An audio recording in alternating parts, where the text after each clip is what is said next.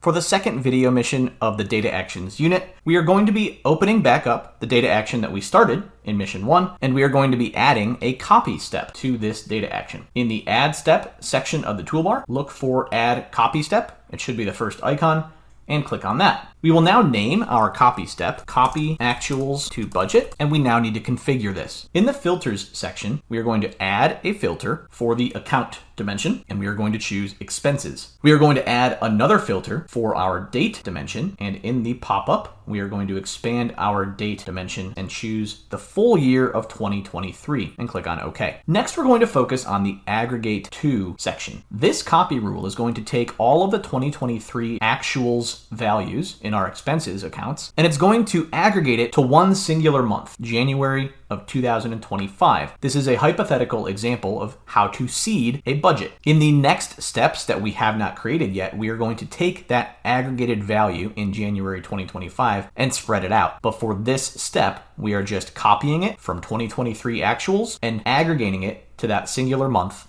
of 2025 for budget. In the aggregate to section, let's click on add dimension and look for date and expand 2025 and locate the first period. And the last thing we need to do is change our version filter to, instead of being the target version, we want this to be the source version. What this means is that the filter section is going to pull the data from the source version that we select, the account and date filtered here, and it's going to aggregate it to this date here for the target version that we select in the prompt. Go ahead and save your data action, and now we are going to create a story that we will use to start and initiate the data action and see it in action. So what we're going to do is open up the navigation bar and go to stories, and we're going to create a new story. I will do a canvas page, and I will choose optimized design experience and click on create. The story builder interface will open up, and first and foremost, let's click on filters in our left side panel and pin that to the top, and then we will add a table to our story. Choose the model that you created the data action in,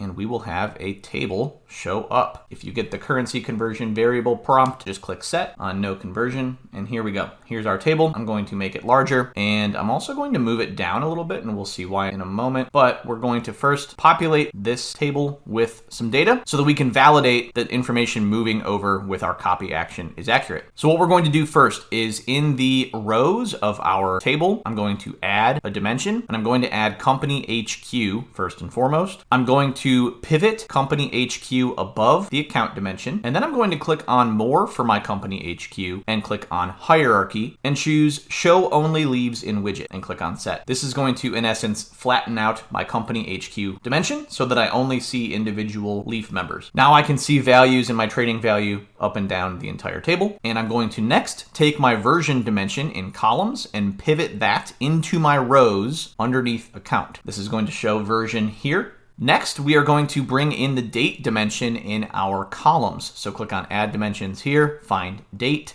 and I'm going to pivot date above my measures. I'm going to click on more for my date dimension, go to hierarchy and choose year and month just to reduce the number of clicks to drill down to our individual months. Then I'm going to apply a filter to my date dimension using filter by member, and I'm just going to isolate 2023, and I have to choose show unbooked members and grab 2025 as well. Since my data action is taking the 2023 overall values and aggregating those to the individual month of January 2025, I need to see both of those to validate that this information is coming over appropriately. A couple more things to do. Right click on the date dimension header in the table and go to show hide and click on unbooked. This will now show us 2025 as well, and I'm going to expand 2025 so I can see my individual months because I want to confirm that this number is going to be pushed to January. And I also need to see my budget version. So in my version dimension, I'm going to modify that filter and also click on show unbooked and bring in budget and click on OK. I then need to right click on version in my table, go to show hide and unbooked. And here we are. At this point, save your story, call it something that you will remember. I'm going to call it data action validation. And now we will bring in the data action starter, as it's called in SAC, to actually initiate and run our data action. In the insert section of the toolbar, click on add and go to starters and click on data action starter right here. This is going to add a button to our screen. You can put it wherever you would like, but in this data action starter, make sure you have the builder panel open, and you need to select a data action to run this against. So choose the data action that we were just working on. You can give the data action starter a label. So I'm going to do something like update budget. And then what you can also do is set a default value for the target version right here if you would like. You can also modify how the prompt itself will be treated. Is it going to prompt the user that runs the data action to fill something out, or will it be a fixed value? And you can set that here in the builder panel. For right now, I'm going to leave all this as is. I'm going to save my story, and I'm going to run this data action.